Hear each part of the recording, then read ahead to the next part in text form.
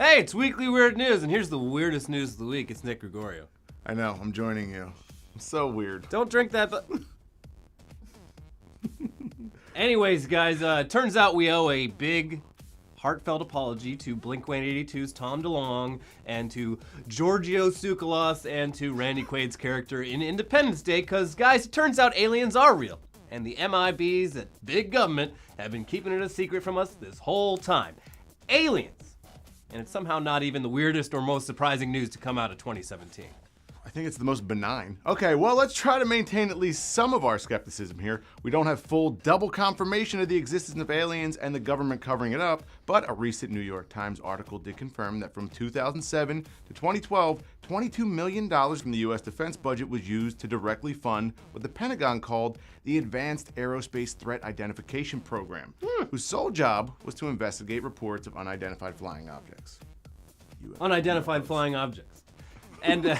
And while the program officially ended in 2012, it's apparently still happening in a less official capacity, with the program's former members still looking into the UFO stuff while juggling their other Defense Department duties, which are probably way more boring. It's like Mindhunter, but with aliens. Yeah. So the program was the brainchild of former Nevada Senator Harry Reid, who at the time was the Senate Majority Leader, and had always just had kind of an interest in UFOs. Reid also had the support of Hawaii Senator Daniel K. Inouye, as well as Alaska Senator Ted Stevens, who told him that he had been trailed by a UFO while flying for the Air Force in World War II. Do you think Reid was like, finally, I'm the majority House leader, aliens exist, and we're going to investigate. We're doing like, this. God damn it, why Played the long game. Reid told the Times that another big reason for his interest in the subject of UFOs was conversations with the late John Glenn, a fellow senator and former astronaut who told him that the government should be looking seriously into UFOs. So, not exactly baseless. Anyway, most of the $22 million actually went into the private sector, to an aerospace research company run by Harry Reid's longtime friend, Robert Bigelow. That seems a little... A Nevada businessman who made billions in the hotel industry, then used the money to start funding his true passion, space exploration. And he did just that. In addition to pumping his money into researching UFOs and other unexplained phenomena like cattle mutilation, he also owns an aerospace company focused on building modules. Aren't butchers cattle mutilators? I'm a cattle mutilator. Nom nom nom.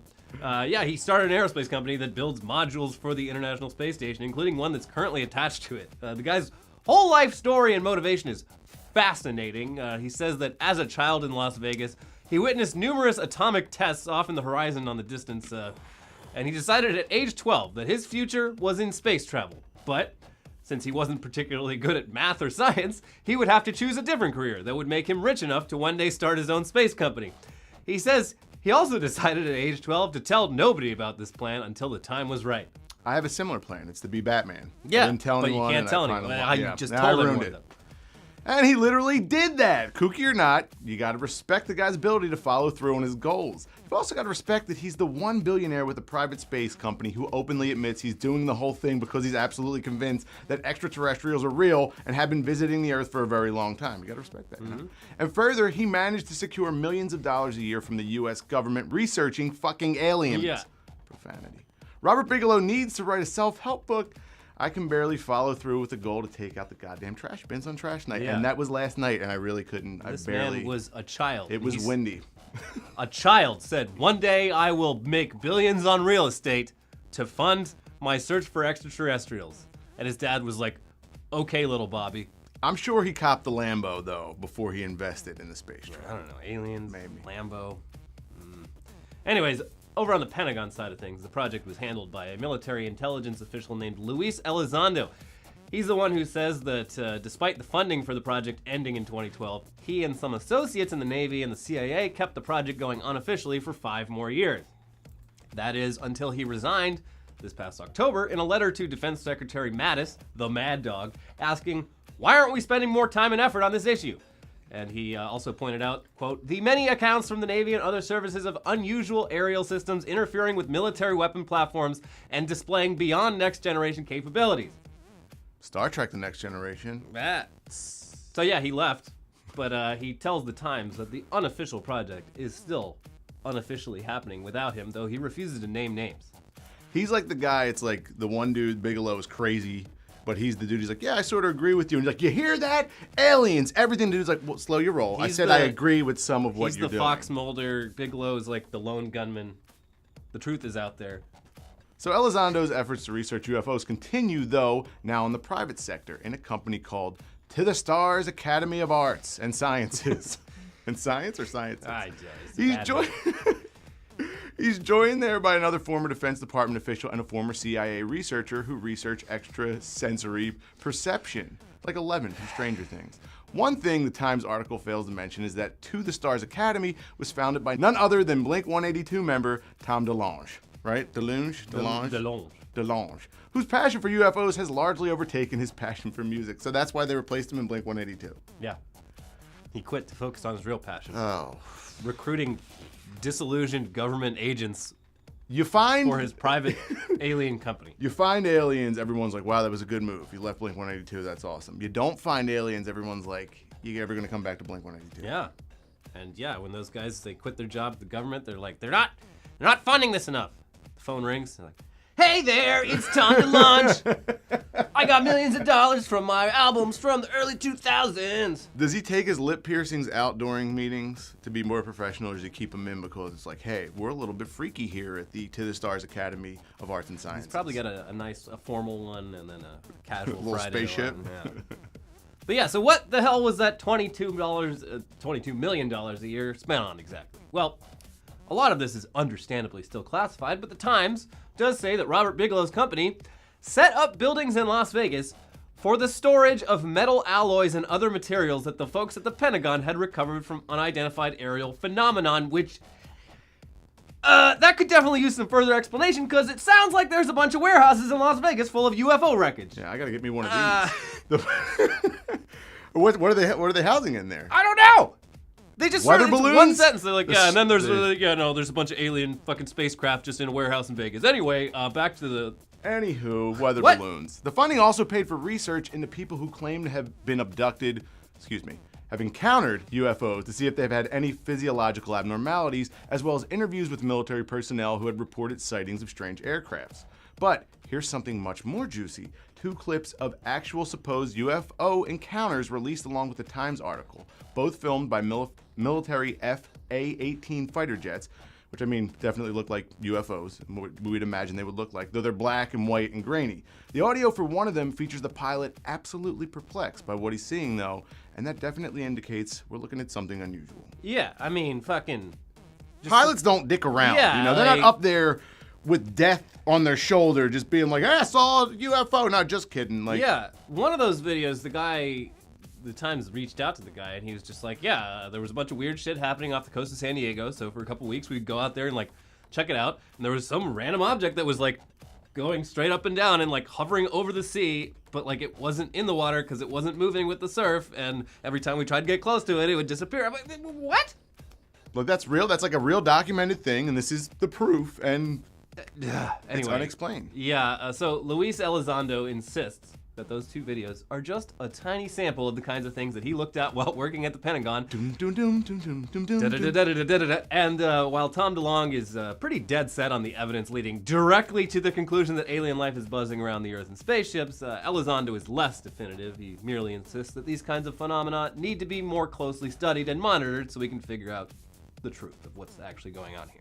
What if aliens were super boring, though? What if they were totally lame? Because you got to imagine they're the astronauts from their species, so they would be pretty dry and just like, hey, help me, mom. And you're like, oh, man, these guys suck. Yeah, and they probably they think no we're answers. Lame. Yeah, they probably are like... They would have talked to us by now if they had any way to communicate cool. with them.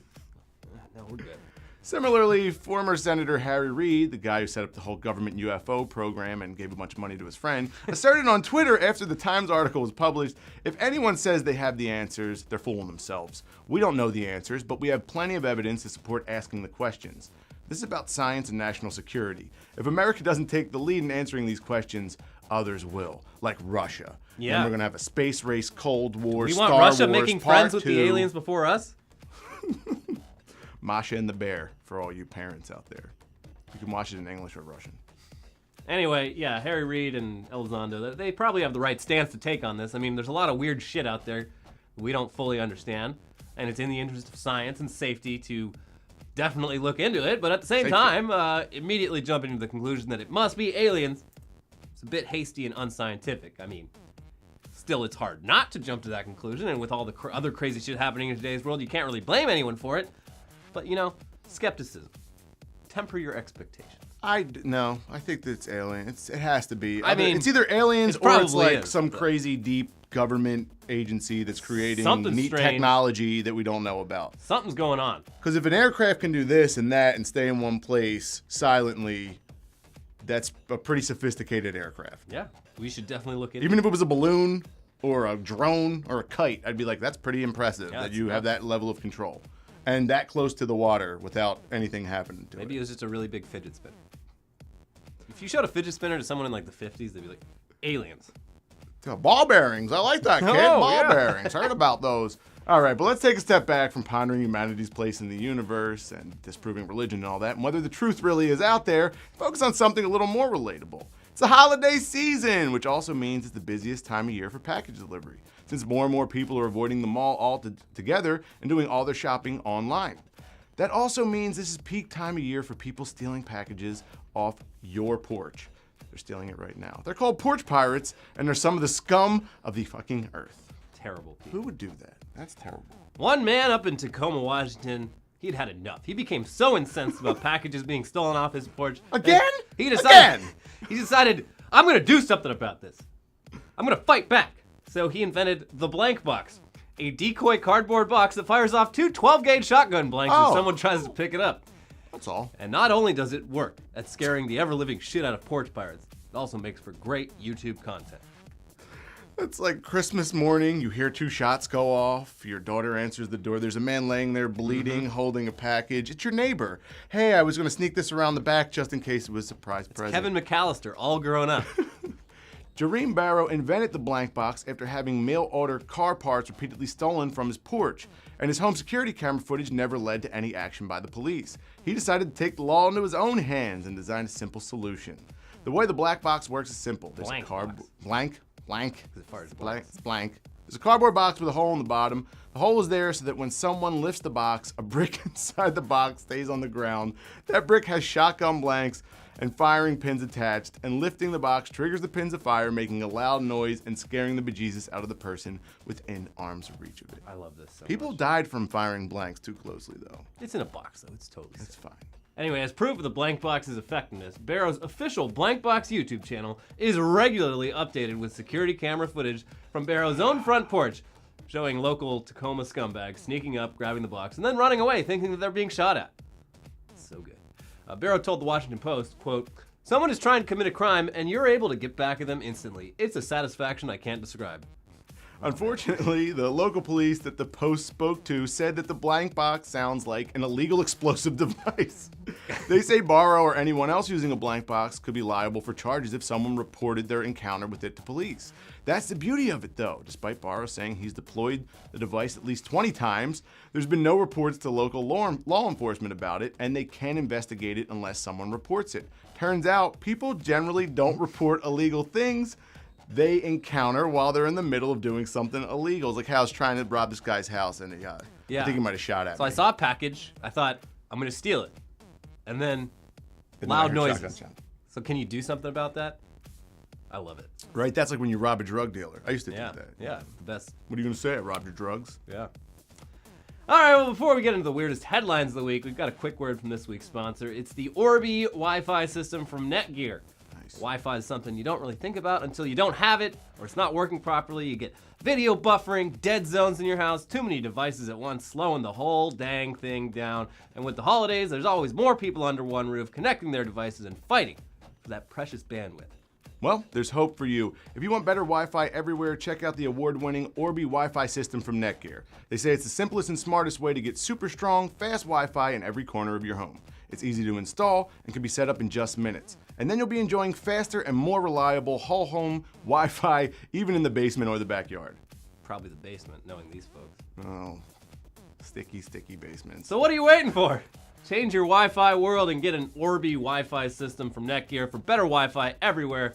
Visit netgear.com/Orbi. That is netgear.com/ORBI. Let's move on to the weirdest and best headlines of the week, starting with alcohol level in air at fraternity party registers on breathalyzer. That's how you know you've had a real rager. Yep. Yeah. Just hold the breathalyzer Up in the air, and it's that lit. It's lit. Don't light a match, because it's that lit. Ugh. Free choco pies for life for Northern Korean soldier defector. Hey, you've escaped from the most repressive regime on Earth. You like I choco know what you pies? want. Choco pie. You ever have a choco taco? Yeah, dude, I used to love choco tacos. They're bomb.com. Yeah, I haven't had one in years, but it's brilliant. Like the taco shell, the hard shell taco shell, is like a waffle it's cone. The perfect use of waffle cones. Yeah. If that's what I got for defecting, I'd be more excited than choco pies. Yeah, I'd go to North Korea and then escape just to get the choco tacos. Is the defector just like, can I have my pies now? Thank you. Just hops over the pies. border. I'm on East Bank. I'm on the West Bank. It's a great product integration for one of the most just horrifying human rights crises on Earth. And that's why we joke about it. Yeah. Attorney visited jail to make porn with inmate, sheriff says. And this one's wild because he wasn't even visiting his clients. It's no great. way. It's a fucked up scheme. He's just happened to be an attorney. He'd be like, oh, I have a meeting with this person. And he'd show up and be like, all right, actually, I'll give you $100 to suck my dick. And also I'll film it. Was it called Jailhouse Cock? Probably. I mean, I'm sure that was on the top list of the titles he had ready for once this thing made it onto... Wait, so was it a gentleman's or a ladies' prison? Ladies' prison. Oh. Yeah. I mean, it's a plan that I would never have come up with, but, I mean, looking at it, it's pretty well thought out. He's like, just so crazy. What are you going to believe? These inmates? They're criminals. And he's holding a camcorder. Or me. Yeah. Oh. That's not my penis. Surgeon admits to branding initials on patients' livers.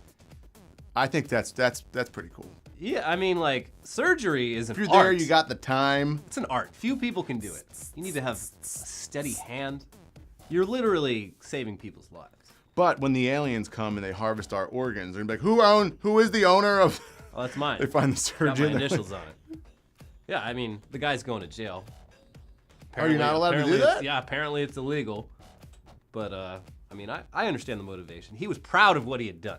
How did they find out? They found out because the people, people with chronic liver problems, they have multiple surgeries throughout their life. The next surgeon's like, what the fuck is this? Why is some other doctor's name written? John, get a look at this. Yeah. Does that look like initials to you? Huh. He was like, it actually is. Huh. Should we sign Sans our names serif underneath font. it? Yeah. It's a tagged up liver. Poet Ovid's exile from Rome revoked 2,000 years after his death. Hey, man, welcome back. Welcome back, Ovid. Welcome back. Welcome back, welcome back, welcome back. This ghost just wandering around just right outside of Rome. He's like, well, it's about time. Oh, jeez. If that's not a haunted city, I don't know what is. It's pretty old, yeah. Yeah. College student arrested, tried to trade chicken Alfredo and Sprite for sex. Okay. And the headline, for some reason, leaves out the fact that it was with a child. Oh! Wait. Child as in like college student who's 20 and 16, or is it like a legit child? He's like a 15-year-old boy. It was the old Chris Hansen thing. We're like, Chris Hansen pops out, he's like, who's that Mike's Hard Lemonade for? But for some reason, this fake victim wanted Sprite and chicken Alfredo, and the guy's like, yeah, sure, whatever. Just trying to fuck kids here. Jeez. So yeah, he's going to prison. Probably. What happened with the chicken Alfredo? I don't know. Will the kids Maybe it was at least really keep good. the chicken Alfredo? Maybe he'll get a prison job in the commissary. Share that recipe with all the other. Mario Batali includes cinnamon roll recipe and apology for sexual misconduct. Oh my God, did he really do that? Oh yeah, he sent out. He's like, hey, sorry for fucking you up mentally. Also, if you love bomb cinnamon rolls, here's my recipe that I promised I'd give you. It was on the Mario Batali email mailing list, and he's like, guys, a lot of people have been saying I like to grope women at parties. It's true. I'm Italian. I'm talk Italian. With my Hey, hands. what did I just love. I'm I kneading. sexually assault with my hands. I'm kneading dough all day. Sometimes I get mixed up. By the way, here's a recipe for some delicious cinnamon rolls. We good? Turns out no. Wow, that's rough. German banker takes 6 months to count 1.2 million inheritance pennies by hand. It only came out to like $6,000. I don't know if it was worth That's like Should have just got melted them trolled. down into like copper and just sold it in bulk. I don't know why. or made armor Yeah. out of it. Yeah. Photo shows black sewage spewing from EPA water fountain. Yeah, that's probably my favorite metaphor of the year, out of many. You guys can't see this at home, but Tori checked to see how many were left. She was like, "How many of these are you gonna do today? You done yet? We're please?" almost done, Tori. Almost done. North Carolina town stinks so badly of cat pee that there's an official state memo about it. You can't get cat piss out of anything. It's You the ever? worst I used to renovate houses, and if they had a cat, You gotta that tear would out- burn down to the hardwood. It Yeah. would be terrible. Apparently, it's only male cats. Female cats, it doesn't smell. The male cats, I think they piss and they're just like, this is my fucking turf. Get out of here. Get out of here. I have a few queued up. I'm not going to use. Yeah? Stinky. Okay. We're Yeah. not gonna Well, go there. that whole town in Wilmington, North Solidly. Carolina smells like cat piss. Nice. So that's a selling point. Mark your territory, kids. Final headline. Police ask motorists who picked up bank robbery cash strewn across the 15 freeway in Lake Elsinore to return the money. Good luck with that. Guys, we know there was a lot of money just on the highway. Strewn about, Strewn unmarked, about, no yeah. big deal. It would be really cool if you could. Let's use the honor system. Bring I that feel back. like check your pocket. If you didn't have $400 in it, Yeah. maybe you return that. This is a common occurrence in LA car chases, which happen often, and I try to tune in on the local KTLA 9 website. It happens so often. It's comical. Yeah, but pretty much any time they rob a bank, once they get really desperate, they start throwing the money out the window in some weird, like, misguided attempt to be like, well, if they pull me over and I don't have the money, how can they prove that I was the ever thief. like, yeah. Well, the whole thing's captured on video. And every time it just creates more chaos because people start like running in the street and the cops are like, get the fuck out of the way. We're all driving like 100 miles an hour here through the neighborhood. I think a car chase is the only time we, the viewer, know more. It's very much like a movie. We know more than the lead actor in the movie. Yeah. Like, he's like, I'm getting away, and we're like, dog, you are so trapped. There's cops everywhere Yeah, around you. You can't see it, but around You the can't corner. see it. The local news has you clocked. It's riveting. The police, they're already on you. They're I just love it. trying not to hurt people. I love it. Anyway, that's it for Weekly Weird News for 2017. Whoa. That's it for the year. Please be sure to watch, I don't know, all the rest of the stuff we shot. I'm so fucking... He's So gone. We had a great year, though. Didn't we have a fun year? We had a fun year. And Made a lot of stuff. Yeah, stay tuned for, we got a bunch of end of the year content coming up. There's 2 end of the year space bars that we're going to try to fit into our Twitch channel somewhere in there. We're going to try to slide it in. and- Star Wars reactions, reviews. I'll be in the comments. Yeah, you will. It's pre-taped, but I'll be in the comments. But yeah, so stay tuned. Lots of content coming your way, even though I'll be in bed for a whole week. I drank bleach all year, still hasn't done the trick. I don't know. Fake news. All right, happy holidays. Peace.